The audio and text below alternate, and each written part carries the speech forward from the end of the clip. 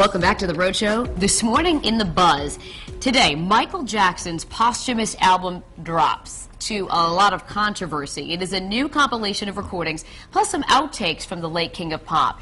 Now here's the deal. It ranges from collaborations with Akon to some dance beats like Monster, which was recorded in a basement by a New Jersey family that Jackson used to secretly visit.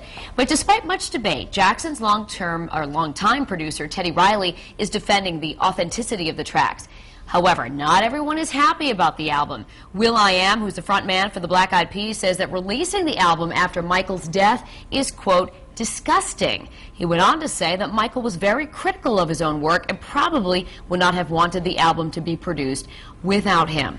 All right, so what do you guys, first of all, think about this album being released posthumously? That's the first question. I agree with will.i.am in terms of that he said that Michael Jackson was very meticulous. I mean, you don't get to stardom and the success that he does without being that meticulous, and he produced all his own stuff, or, you know, had a big hand in all of it.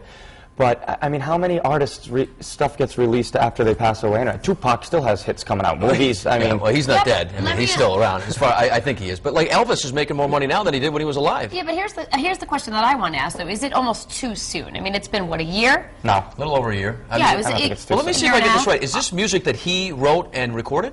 Or is this Yeah, stuff no, that... it's him. I mean, he's singing the songs and recorded and everything. But it's never been released before. Exactly. But again, we don't know. I mean, it didn't have the Michael Jackson's final touches on it and stuff, which is what makes his music so legendary. All right, do you really think it's Michael on the tracks, though? Yeah, I think so. I think so. Well, because, you know, we go back to the Elvis. We go back to the Elvis thing. Is he dead? Is he not dead? You know, the whole mystery. Is this Michael? Is it not Michael? You know?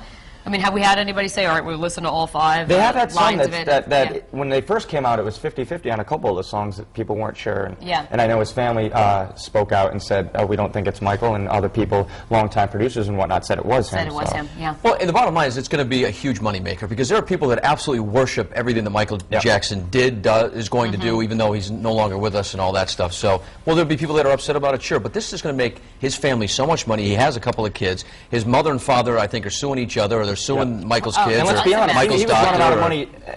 You know, he's running out of money. He was in so much imagine that guy was in so much financial trouble despite all the money that he made. And it happens so many times over where these people, just millions and millions of dollars just gone.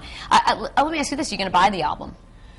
I'm old school Michael Jackson. You know, I have the Thriller album, and you know, that's good enough for me. That's how I want to be. I honestly don't know if I would either. I think I'm really going to hear some of the songs first. It's not something I'm just going to go buy without having actually listened to see if it's even good music. It's just new poppy music in general, and that's not my genre anymore. After PYT, Pretty Young Thing. Pretty Young Thing. That's what, you know, you're a Thriller guy, I'm a PYT guy. What was your favorite song? PYT. What about you? Man in the Mirror. Oh, that's a good one. Really? Yeah. Well, it's just such, only Michael Jackson could just start making up words. And bam, there you go, platinum. Platinum. You can't get as high as you did. Because I went out last night, but yeah, that's oh my gosh, that's so funny. Billie Jean was my favorite, just for the record, especially remember the video, the light up sidewalk? Oh yeah. I'll tell you what, that sidewalk was lighting up last night when Daddy had the tuxedo on. Oh yeah. Kayla, you taking notes? That's how you do a buzz right here. This kid's killing it. All right, let's head over to Courtney to see what people are saying about this new Michael Jackson album while Patrick gets it together over here. You guys are awfully silly today. Tears in my eyes. I'm raspy a little bit myself. We're talking about this album here on the live blog. I will say my favorite song is Beat It. That's an oldie and a goodie.